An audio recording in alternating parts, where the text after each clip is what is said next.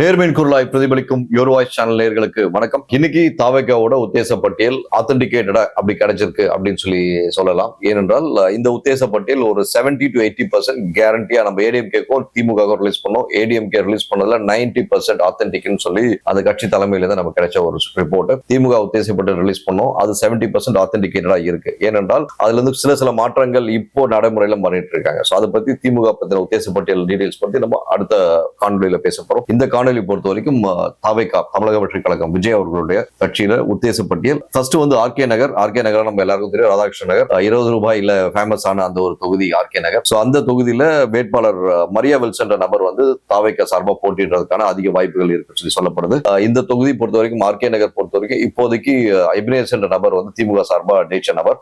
திருப்ப அவர் நிப்பாரா அங்க பாத்தீங்கன்னா கண்டிப்பா எபினேசருக்கு சீட்டே கொடுக்க மாட்டாங்கன்ற ஸ்ட்ராங்கா என்னால சொல்ல முடியும். மேபி சீட்டு ஃபியூச்சர்ல கொடுத்தாலும் ஜெயிப்பாரான்னு பாத்தீங்கன்னா உள்ளபடியே 100% வாய்ப்பு கிடையாது என்று சொல்ல முடியும். இவருக்கு வாய்ப்பு இருக்கா அப்படின்னு சொல்லி பார்க்கும்போது வில்சன் அவர்களுக்கு வெற்றி வாய்ப்பு எப்படி என்றது மக்கள் கையில் தான் இருக்கு. ஆனால் அங்க இருக்கும் தாவேகா தொண்டர்கள் சிறப்பா வேலை செய்யறாங்கன்றது மாற்று கருத்து கிடையாது. அடுத்தபடியா நாகர்கோவில் பொறுத்த வரைக்கும் மாதவன்ற இந்த சகோதரர் போட்டிடுறாரு. சோ இவருக்கான வாய்ப்பு வெற்றி வாய்ப்பு அகைன் மக்கள் கையில் இருப்பது என்பதை விட தொண்டர்கள் கையில் இருக்கிறது சொல்லலாம். திருவள்ளூர் தொகுதி எம்எல் பிரபு வந்து ஓரளவுக்கு அந்த ஒரு பர்டிகுலர் தொகுதி கொஞ்சம் செல்வாக்கா வளர்ந்து வந்துட்டு இருக்காரு. இவர் ஏற்கனவே வந்து அரசியல நல்ல ஈடுபாடு உள்ள நபர். அந்த பகுதி மக்களுக்கு ஒரு பட்சமான நபரும் கூட. ஏன்னா அந்த பெல்ட்ல வந்து கன்வென்ஷன் ஃபேக்டர் கொஞ்சம் ஜாஸ்தியா இருக்குன்னு பார்க்க முடியுது. அடுத்தபடியா புதுக்கோட்டை, இங்க பர்வேஸ் நபர் வந்து போட்டியிடுறதா சொல்லப்படுது. புதுக்கோட்டைனாலே உங்களுக்கு எல்லாருக்கும் தெரியும், அந்த டெல்டா மாவட்டம் எல்லாமே வந்து இவரு நம்ம நண்பர் விஜயபாஸ்கர், அவர் முன்னாள் சுகாதாரத்துறை அமைச்சர், அவருக்கு வந்து ஒரு ஃபுல் கட்டுப்பாடுல வச்சிருக்க நபர். இந்த தொகுதியில பர்வேஸ் வெற்றி வாய்ப்பு என்பது உள்ளபடியே கொஞ்சம் கஷ்டம் தான் நினைக்கிறேன்.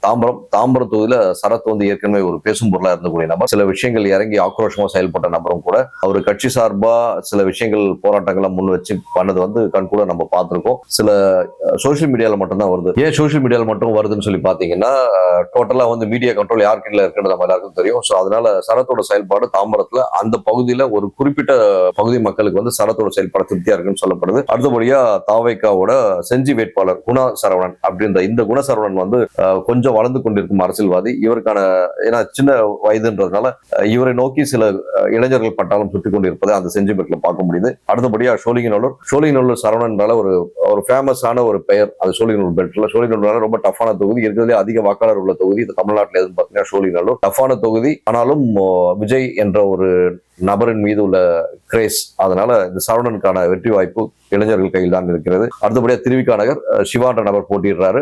இவருக்கான வெற்றி வாய்ப்பு உண்மையிலேயே வந்து கொஞ்சம் கஷ்டமா தான் இருக்கும் அந்த இடத்துல. அடுத்த தொகுதி வந்து தர்மபுரியில சிவன்ற இந்த நபர் வந்து போட்டிடுறாரு. கொஞ்சம் மெச்சூர்டான ஒரு பர்சன், அரசியல்ல தான் சாதிச்சு ஒரு பொசிஷன் வந்தாவன்னு சொல்லி துடிக்கக்கூடிய நபர் இந்த சிவன்றவர். அடுத்தபடியா ஸ்ரீபெரும்புத்தூர்ல தென்னரசு நபர். நம்ம ஸ்ரீபெரும்புத்தூர் தொகுதினால தெரிஞ்சிருக்கோம். செல்வப்பெருந்தகை ஒரு கோட்டை மாதிரி செயல்பட்டு இருக்காரு. திரும்ப அந்த தொகுதி தான் நிற்பாருன்னு சொல்லி பேசப்படுது. இருந்தாலும் கூட இந்த முறை அந்த கோட்டையை கண்டிப்பாக தாவேகா முயற்சி செய்தால் உடைக்கப்படும் என்று அந்த கட்சியில் உள்ள நபர்கள் சொல்றாங்க.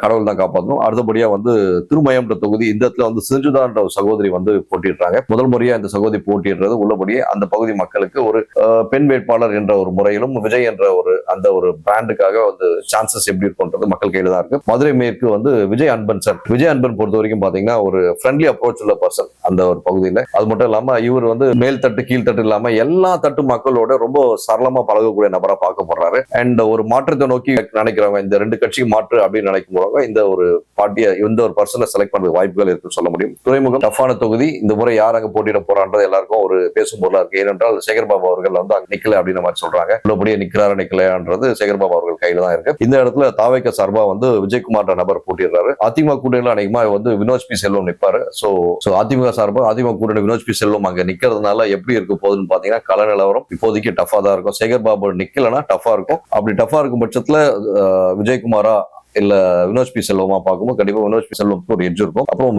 இது அணைக்கட்டு இந்த தொகுதியில வந்து வேலூர்ல இருக்கக்கூடிய இந்த பர்டிகுலர் தொகுதி வேல்முருகன் நபர் போட்டிடுறாரு. வேல்முருகன் அணைக்கட்டு வெற்றி பெறுவாரா பாத்தீங்கன்னா சத்தியமா சொல்றேன், அணைக்கட்டுல என் பெயர் கொண்ட சகோதரர் ஏபி நந்தகுமார் அவர்கள், அவர் திருவிழா போது அவர் தான் வந்து ஹீரோவா இருக்கணும், ஒரு படம் வந்து அவர் ஹீரோவா இருக்கணும்ன்ற மாதிரி எலெக்ஷன் சொல்லி வந்துச்சுன்னா அவர் கண்டிப்பா வந்து ஒரு பேய் மாதிரி வேலை செய்யக்கூடிய நபர் திரு நந்தகுமார் அவர்கள். 4 வருஷமா நல்லா தூங்கிட்டு கடைசி 1 வருஷம் மட்டும் சிறப்பா செயல்படுறாரு. சோ அவரோட அந்த ஒரு என்ன சொல்ற திறமை திறமை, நடிப்பு திறமை என்று ஸ்ட்ரெயிட்டா நான் இந்த விஷயத்துல சொல்றேன். ஏனென்றால் அவர் வந்து அவ்வளவு ஒரு நல்ல ஒரு பர்சனாலிட்டியா ஆக்டிங் கூட பண்ணக்கூடிய மனிதர். மக்கள் சேவை செய்யறாரா அப்படின்னு சொல்லி பாத்தீங்கன்னா நல்லா சிறப்பா மக்கள் சேவை, நல்லா அவரை வந்து புகழ்ந்து பேசணுன்றதுக்காக தனியா டீமை செட் பண்ணி அவங்க டீம் ஆட்களே வந்து நல்லா புகழ்ந்து பேசி மக்களுக்கு இது செய்யற அது செய்யற சொல்லி பேச வச்சு சோசியல் மீடியாலையும் ஒரு கவரேஜ் வரணும், தான் தலைமைக்கு தான் இந்த மாதிரி செயல்படுறன்னு தெரியணுன்றதுக்காக ரொம்ப சிறப்பா செயல்படுறாரு. அணைக்கட்டோட இப்ப இருக்க சிட்டிங் எம்எல்ஏ நந்தகுமார் அவர்கள் கடந்த 5 நாட்கள் முன்பு அந்த தொகுதிக்கு வந்து 1000 அந்த தொகுதியில் இருக்க அயன் பண்ற தொழிலாளர்களுக்கு புதுசா அயன் பாக்ஸ் வாங்கி கொடுத்திருக்காரு. அதுக்கப்புறம் மகளிருக்கு சில விஷயங்கள், அதுக்கப்புறம்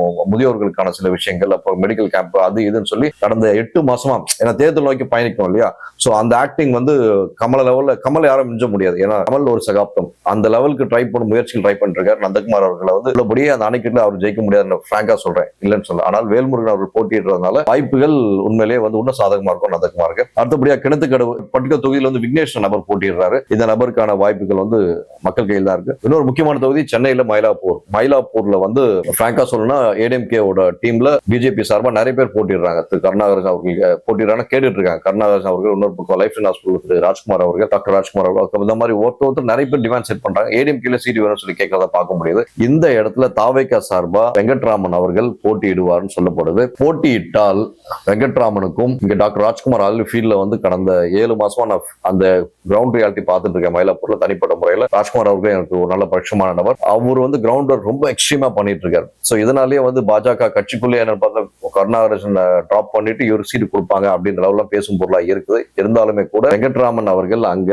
அவரை கலப்பணி செஞ்சுட்டு இருக்காரு. இவங்களோட ஸ்ட்ராட்டஜிக் கலப்பணி வேற லெவல்ல இருக்கு. ஏன்னா வெங்கட்ராமன் வந்து யாரு நம்ம எல்லாருக்கும் தெரியும், தாவேகா கட்சியோட பொருளாளர். இவர் வந்து சென்ட்ரல் வரைக்கும் நல்ல கான்டாக்ட்ல இருக்கக்கூடிய ஒரு மிகப்பெரிய ஒரு மனிதர், அணக்கியத்தன்மை உள்ள மனிதர், கோ கெட்டர்ன்ற ஒரு கேரக்டர். இப்படி டாக்டர் ராஜ்குமார் எப்படி கோ கெட்டரோ அதே மாதிரி தான் வெங்கட்ராமன் அவர்கள். இவங்க 2 பேருக்கான காம்படிஷன் எப்படி இருக்குன்னு பார்க்கும்போது உள்ளபடியே 2 பேரும் ரொம்ப எனக்கு தெரிஞ்ச நபர்னால எனக்கு கருத்து கூற விரும்பலை. ஆனால் கலைஞரத்தை வச்சு பார்க்கும்போது ஒரு பெரிய எட்ஜ் கண்டிப்பா இருக்கு ஒருத்தருக்கு. அந்த நபர் வந்து வெற்றி பெறுவதற்கான வாய்ப்புகள் இருக்கான்னு பாத்தீங்கன்னா கண்டிப்பா அவருக்கான வாய்ப்புகள் அதிகம் இருக்கு. அடுத்தபடியா கொளத்தூர் தொகுதி விஎஸ் பாபு நம்ம எல்லாருக்கும் தெரியும். 4 கட்சி நாயகன் சொல்லிட்டு செந்தில் பாலாஜி அவர்கள் பேச போடுறாங்களோ அதே மாதிரி விஎஸ் பாபு கடைசியா வந்து இந்த ஒரு கட்சியில சேர்ந்திருக்காரு. ஒரு அதிமுக மிகப்பெரிய கட்சியில வந்து மாவட்ட லெவல்ல பொசிஷன்ல இருந்துட்டு சில பல காரணங்களால் அந்த நீக்கப்பட்ட உடனே இந்த தாவேக்கால சேர்ந்த உடனே இப்போ இந்த தொகுதியில் நிக்கிறாருன்னு சொல்லப்படுது. இந்த தொகுதியில் என்ன ஜெயிச்சிருவாரா அப்படின்னு பாத்தீங்கன்னா நம்ம சீமான் அண்ணன் சொல்ற டைலாக் தான், வாய்ப்பில்லை ராஜா வாய்ப்பில்லை. சோ அந்த மாதிரி. ஆனால் தாவேக்கா பொறுத்த வரைக்கும் அந்த ஒரு பிராண்ட்ல வந்து நிக்கிறதுனால இவருக்கு எப்படி இருக்க போகுதுன்றது மக்கள் கையில தான் இருக்கு. அடுத்தபடி அரக்கோணத்துல காந்திராஜ் சகோதரர் போட்டிடுறாரு. இது ஒரு நல்ல ஒரு அரக்கோணம் பெல்ட் பொறுத்த வரைக்கும் பாத்தீங்கன்னா திமுக அதிமுக 2 பேருக்கு நல்ல ஒரு டஃப்பான கான்ஸ்டிட்யூன்சி. இந்த இடத்துல தாவேக்கா சார்பா போட்டியிடக்கூடிய இந்த காந்திராஜ் வந்து நல்ல செல்வக்கான மனிதரும் கூட. இருந்தாலும் இப்போதைக்கு இருக்கிற கான்ஃபிளிக்ஸ் ஆன்டி இன்கம்பன்சியை பயன்படுத்துறது யாரு, அதிமுக பயன்படுத்தா தாவேக்கா பயன்படுத்தா பார்க்கணும்னா அரக்கோணம்ல அதிமுக நல்லா பயன்படுத்திட்டு இருக்காங்க. அப்பதான் இவங்க வேலை செய்ய ஆரம்பிச்சிருக்காங்க தாவேக்கா. சோ ரிசல்ட் 2026 மே மாசம் தான் தெரியும். அடுத்தபடி அம்பத்தூர் தொகுதியில பாலமுருகன் நபர் போட்டிடுறாரு. அம்பத்தூர் தொகுதியில திமுக சார்பா யார் போட்டிடுறாரு நம்ம ஆல்ரெடி சொல்லிட்டோம். சோ அதிமுக சார்பா இன்னும் கூட்டணிக்கு போதா இல்ல அதிமுகவே சீட்டு வச்சுக்க போறாங்களான்ற ஒன்றும் கன்ஃபார்ம் ஆகல. ஏனென்றால் அங்க அலெக்சாண்டர் வந்து மாவட்ட செயலராக இருக்காரு. அவர் அந்த தொகுதியில் ஆல்ரெடி வெற்றி பெற்ற வேட்பாளரும் கூட. அவருக்கு திரும்ப சீட்டு கொடுக்கப்படும் சொல்லி சொன்னாங்க. திடீர்னு பார்த்தா இப்போ பேச்சுவார்த்தையில இருக்கு, கூட்டணிக்கு போற மாதிரி சொல்றாங்க அதிமுக.